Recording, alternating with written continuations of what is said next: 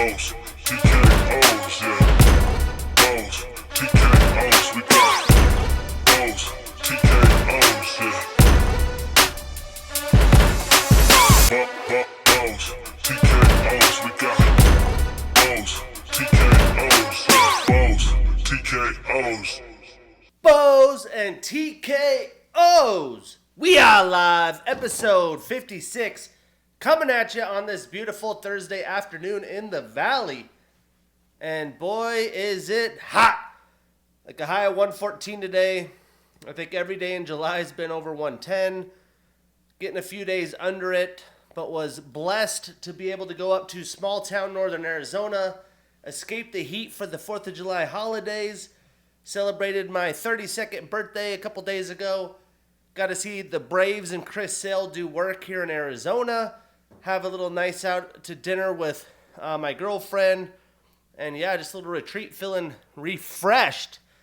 But excited to talk more MMA action with you guys this week. I'm your host, Shane Gillette. Again, Bows and TKO's weekly MMA podcast, streaming anywhere, videos on YouTube. Somewhat of a quick episode as there is no UFC action to recap, as the 4th of July holiday had no UFC action and there was nothing else in MMA that I feel like is worth talking about. So we have some fights announced. We'll talk about Tuesday's Ultimate Fighter 6 episode and preview UFC Denver, which has been a little bit of the Wild Wild West. So let's jump right in. We have Yasmin Yaragui versus Ketlin Souza for UFC 306. And then we have Ronaldo Rodriguez and Odie Osborne booked for that UFC 306 card, getting some Mexico blood on the Sphere card. I saw today, I think it's official, but on Twitter, X, whatever you want to call it, if you're trying to see fights that are officially booked, there are a lot of verbals, a lot of agreements, handshakings. The fights don't necessarily happen. So I wait till Marcel posted on X to make it official for me, because sometimes they fall through. But I saw that Manel Torres and Ignacio Bahamondes would be a great little Mexican scrap for the Sphere card. So it looks like they are going full noche for Mexican Independence Day. A wild short notice bout that has been booked with only a week's notice. Excuse me. We got Drew Dober and Gene Silva. Can't wait to break that one down. Really, in my opinion, saved this Denver card. Gene Silva wants that smoke, apparently. Fighting nerds, let's go. We have Chepe Mariscal and Damon Jackson. That'll be one hell of a scrap. Jacqueline Amarim and Vanessa Demopoulos, September 7th. Jermaine Durandamy is back. She's taking on Nora Cornoli on September 28th. We also have Dawoon Jung and Omar Sy on that September 28th card, which is in Paris. And Fares Ziam taking on Matt Fravola. And supposedly the main event is going to be Renato Moicano and Benoit Saint-Denis on that September 28th card. I do think Cyril Gahn should be getting a fight on there.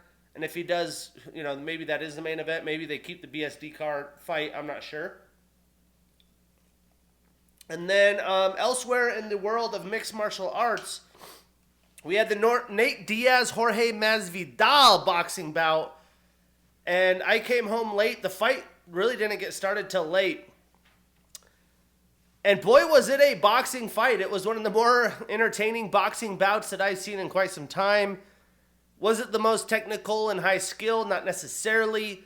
But I thought it was going to be a lot of the Nate Diaz we saw in the Jake Paul bout, where he barely throws any shots. Well, he threw a lot of volume. That's what won him the fight. I thought Jorge won. I didn't do round by round scoring. I know that's how it works. But in a lot of the rounds, he was landing big, heavy shots while Nate's kind of touching you up with volume throughout the fight. And he had Nate rocked a couple times, which I don't think Jorge was really rocked, maybe once. So I thought Jorge got robbed that decision. It's in California, Stockton, and the Nate Diaz army. That might have something to do with it. But the volume that these dudes threw, they're damn near 40 years old. Obviously, Nate does Ironmans. Jorge, known for his running. They showed up in shape. They took this shit seriously. They got a fat payday. And they put on for the fans, man. I really enjoyed this fight. Supposedly there was some other decent boxing scraps on the card, but there's like some, I think 16, 17-year-old that trains with Floyd Mayweather that's someone to look at. Another professional boxer's son fought on that card. I did not watch those. I tuned in just in time for this boxing fight, and it was a doozy, man. I was very impressed. They put on for the fans. Nate Diaz, a lot more volume landed, but again, a lot of touchy-feely stuff. Jorge waiting for his moments. These guys really didn't tire out, and they made it more exciting than a lot of these professional boxers did. So bravo to those guys. I thought this was going to be a shitty fight, and it turned out to be one hell of a show. PFL has made a big announcement on social media this week. PFL Africa coming in 2025. They have Francis Ngannou talking all about it. You know, maybe they should work on getting Francis Ngannou to fight for their promotion so they have something exciting, because they are lacking that, if you ask me. But either way, MMA coming to Africa, that's a win-win for everybody.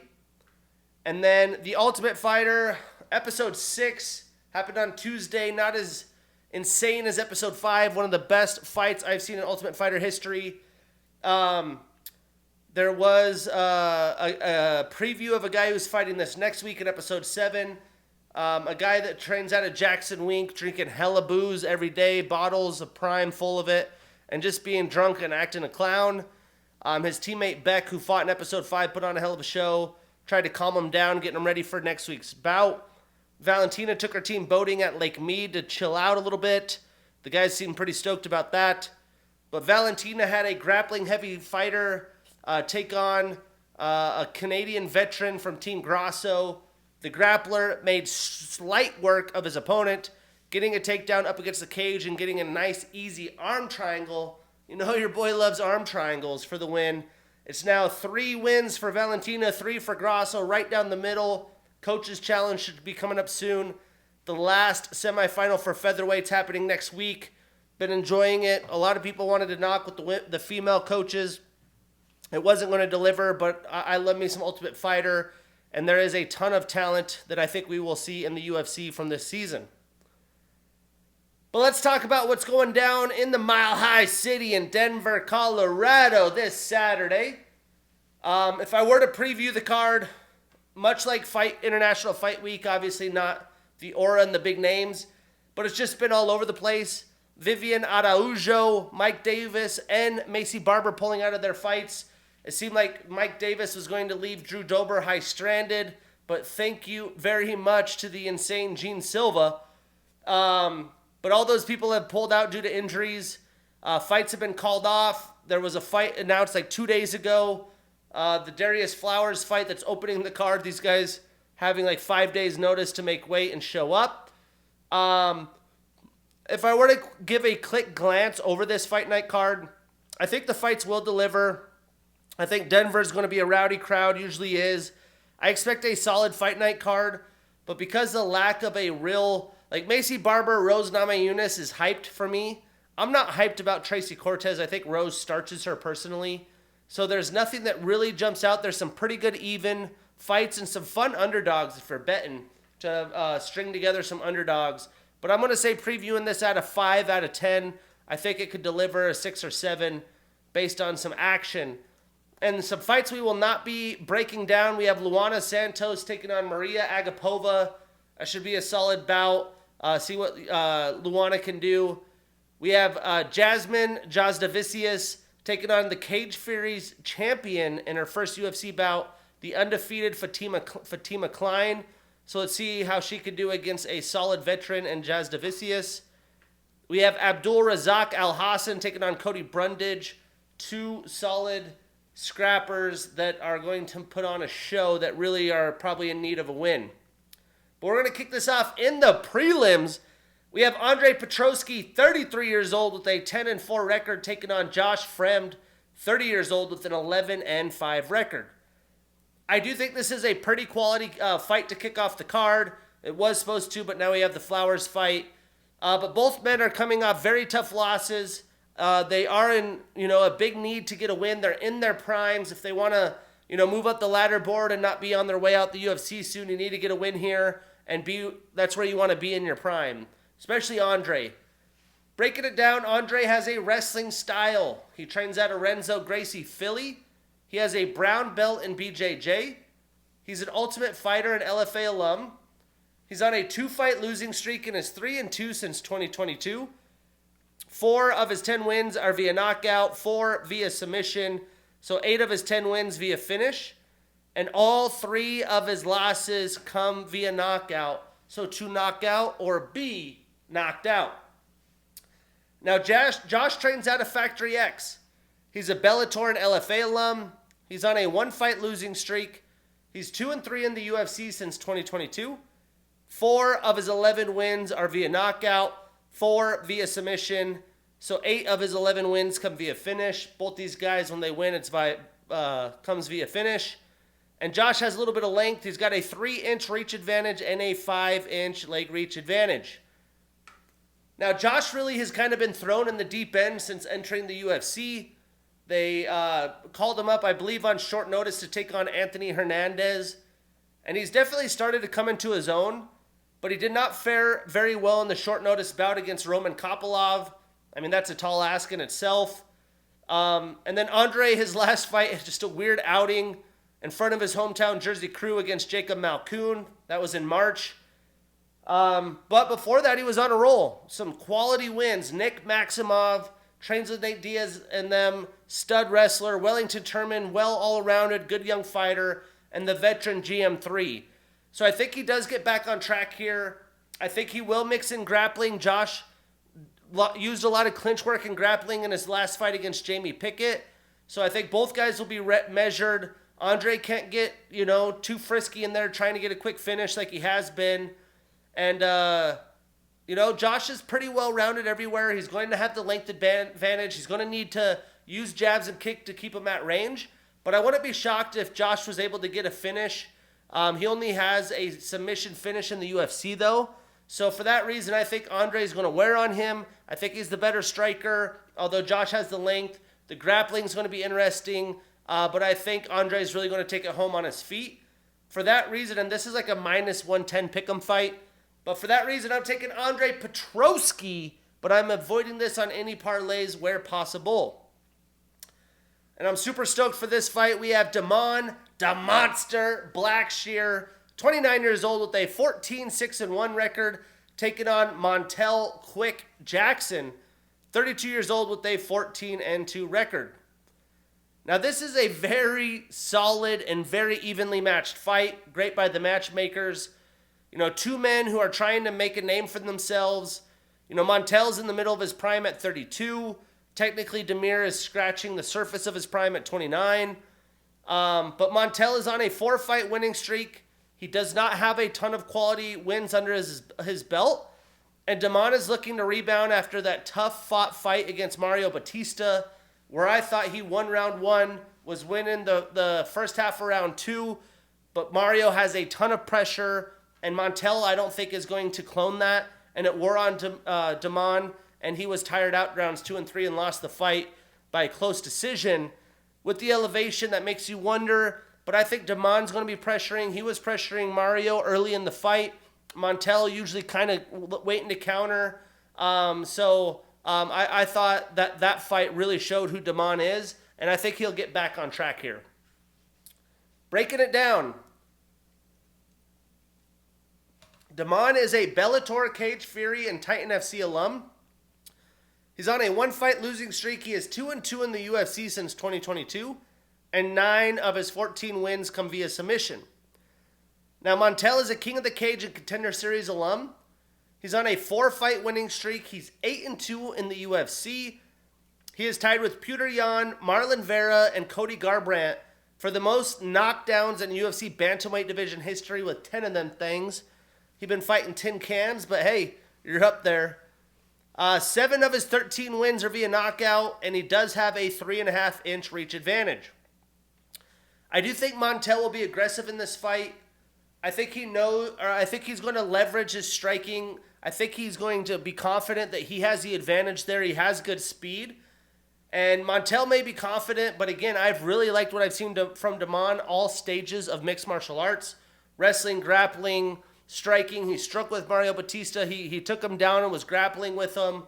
And I think Damon will have the jiu-jitsu advantage. But I think this is going to be a great way for Damon to show the world what he's capable of, really get the fans fired up in Denver. For that reason, I'm taking the underdog. I'm taking Damon Blackshear. We are putting him on that parlay.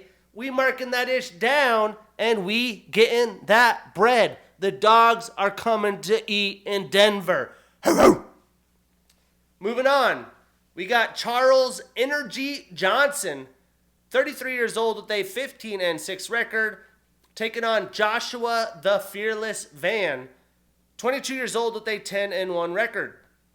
Now, Joshua Van has been through it lately with the UFC. He's had 4 bout cancellations and changes. He was definitely thrown in a blender last month in June because it was this opponent, then that opponent. But now he has short notice to step in and take on his toughest opponent yet in the UFC, who is full of confidence. He's in his prime. He's got his swagger back after his St. Louis showdown. And I think he's the best version of Charles Johnson that we'll get.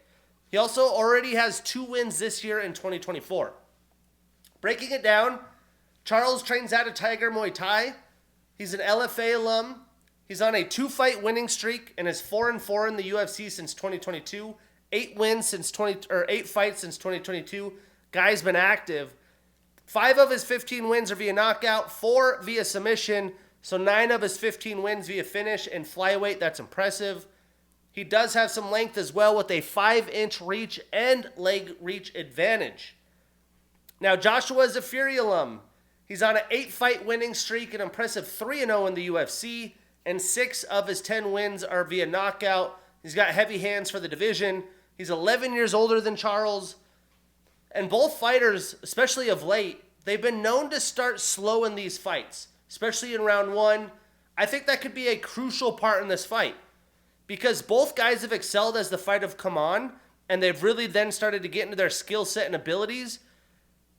Personally, I do think Joshua has a higher ceiling as a fighter, but right now, I don't think it's going to be a clean striking and grappling affair against a wily vet with confidence on short notice. These guys are going to be taking risks that could play into Joshua's knockout ability, but I think it's going to come down to round 1. If they both start slow, who's going to win that round? That will be crucial. If one fighter takes round 2, the other takes round 3. I do think Josh will have the power advantage. I think he's going to come in heavy, but I like what I've seen enough from Charles as a wily veteran to make it happen. I think he's more well-rounded and just a better version at 33 years old in the middle of his prime. For that reason, I'm taking another underdog.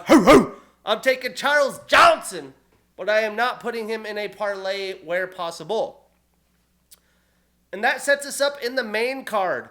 We have Christian C-Rod Rodriguez, 26 years old with an 11-1 record, taking on Julian Juicy J. Arosa, 34 years old with a 29-12 record. Now, Christian, he definitely has had a tough year at bantamweight with some weight issues. I think that's what's forced him to move to featherweight. But he's looked solid in that hard-fought battle against a really good grappler in March. So that builds confidence for me.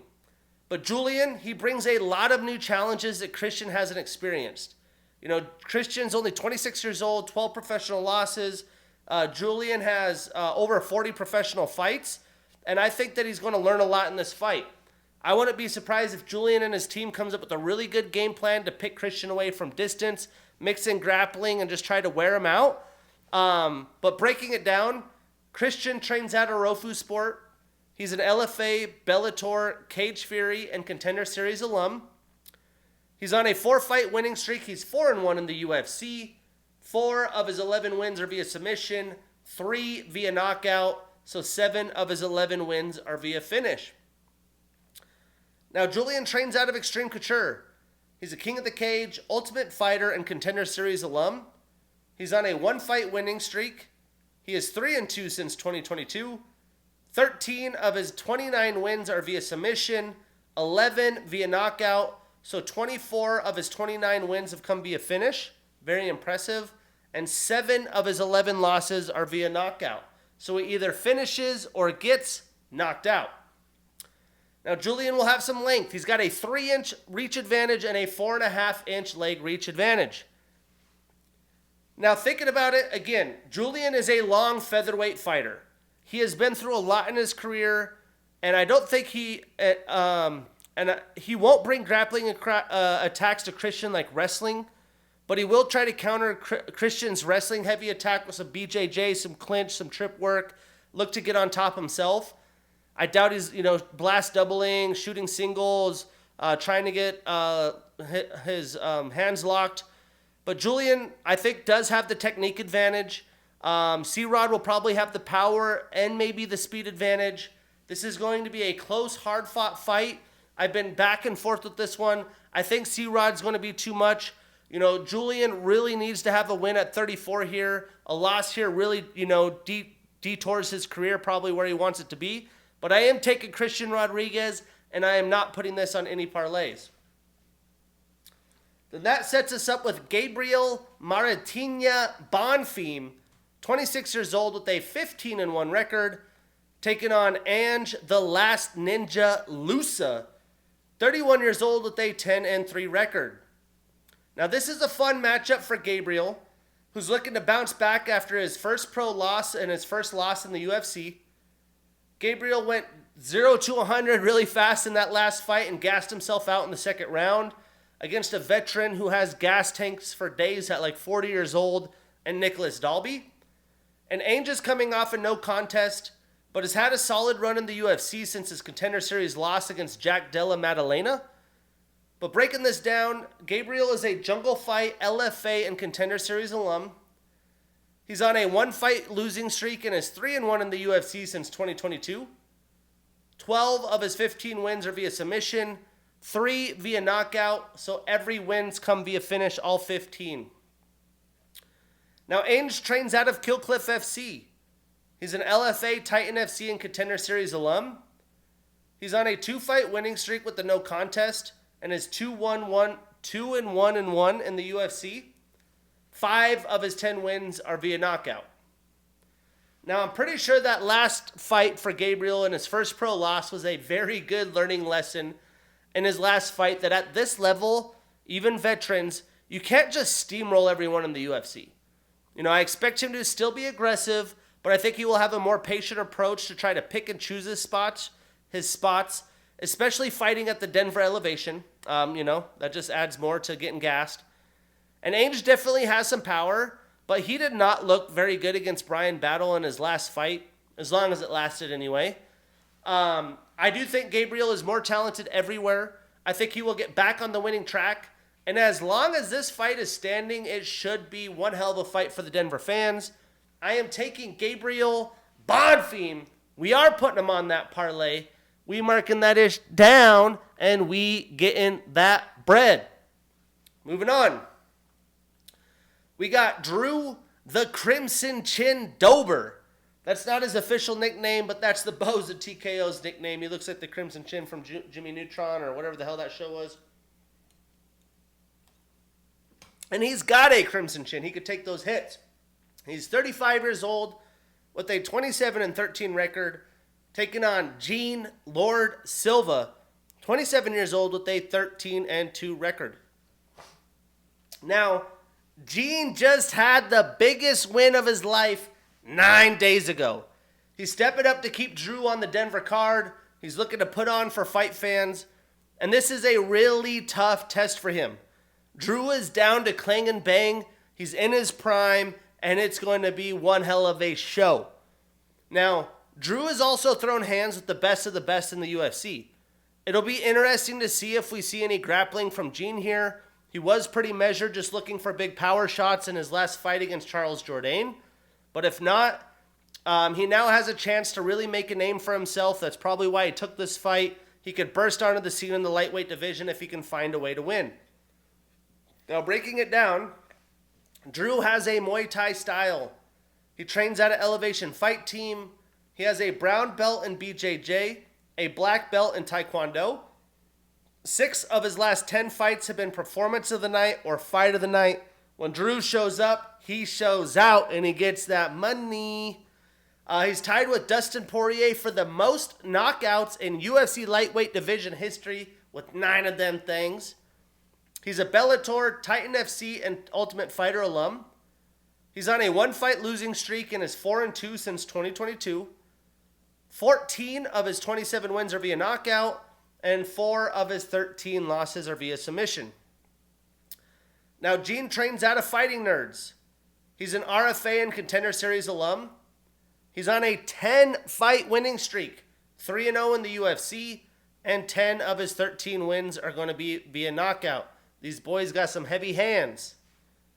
Now, I really don't think Gene is just going to be able to spin off another win here on a week's notice.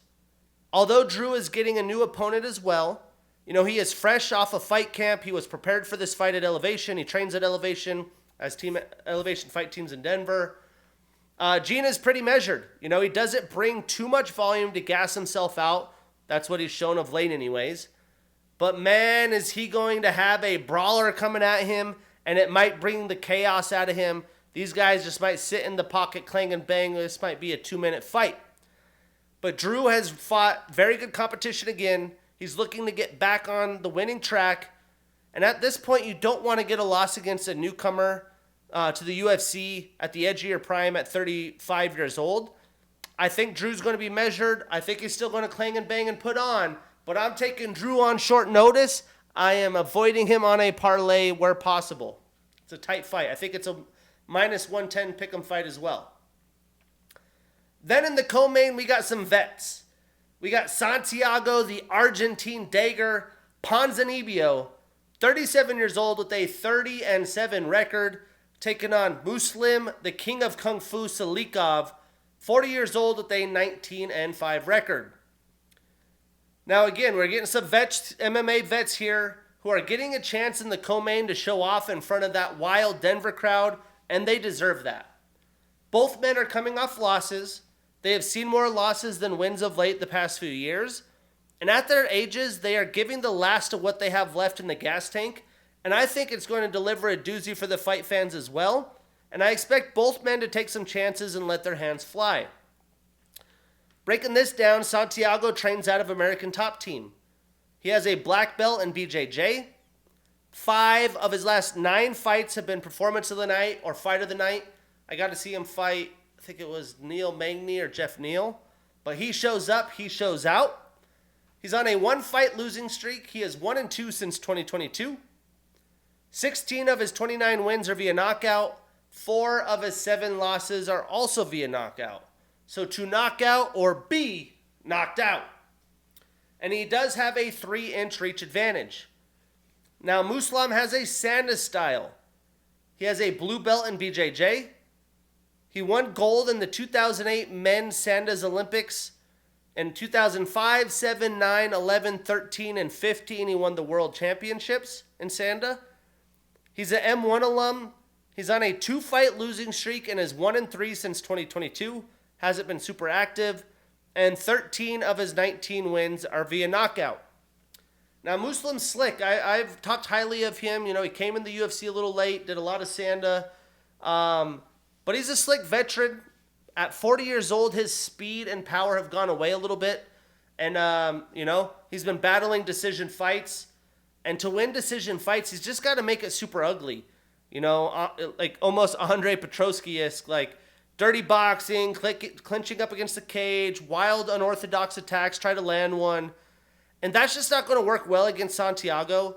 He comes forward with heavy hands. He's very clean, has good defense, hands high, slick boxing.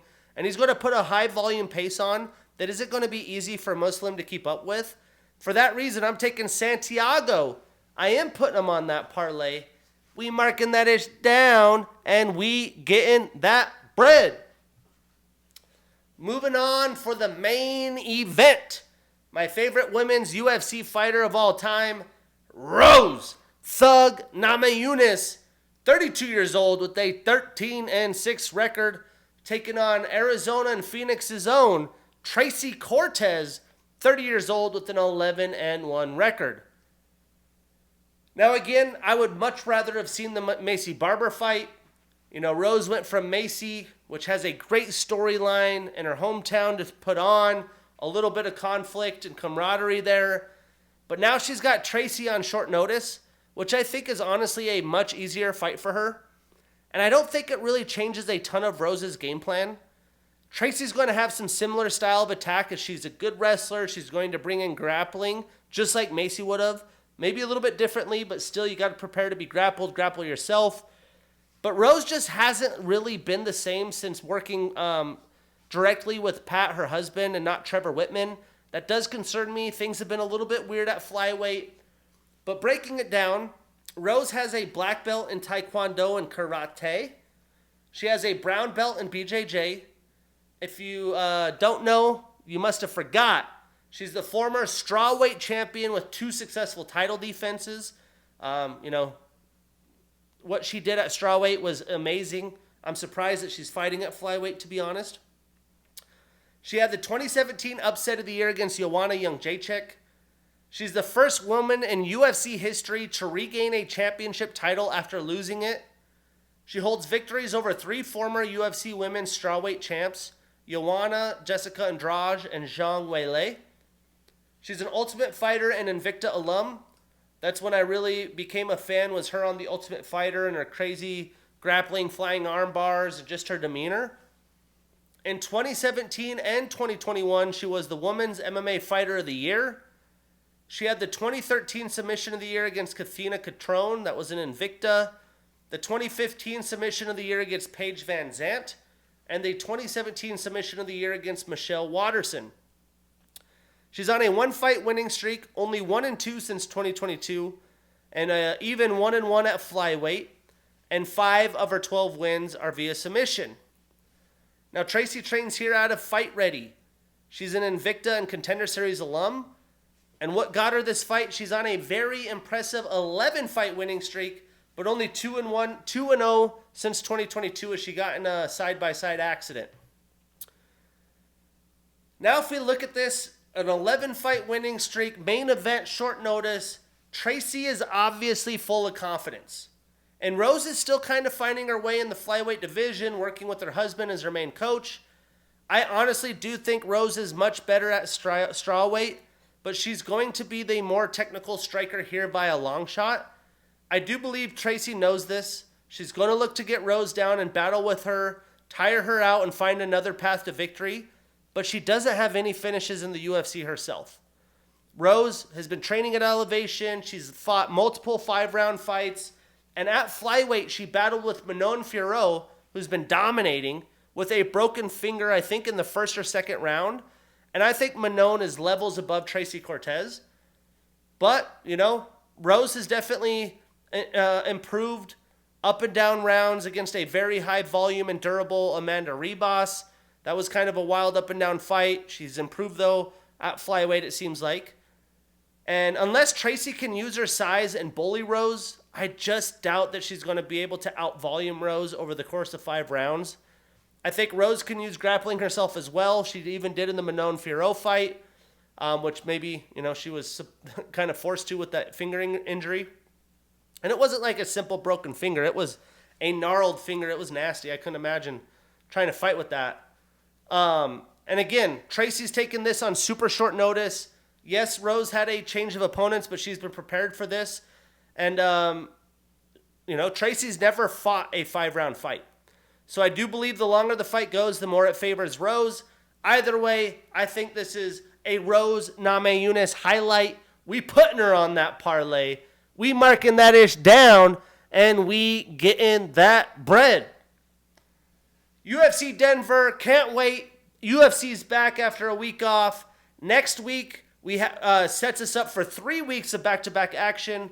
There's a weekend that's not booked in August. Maybe it gets booked, but I'm assuming not. We have another Apex card, back to the damn Apex, with another women's MMA headliner, UFC headliner. We have Amanda Lemos taking on Virna Jandiroba in a Clash of Styles showdown. This isn't a super deep Apex card, but hey, we get more action. That's episode 56. I'm your host, Shane Gillette. See you next week.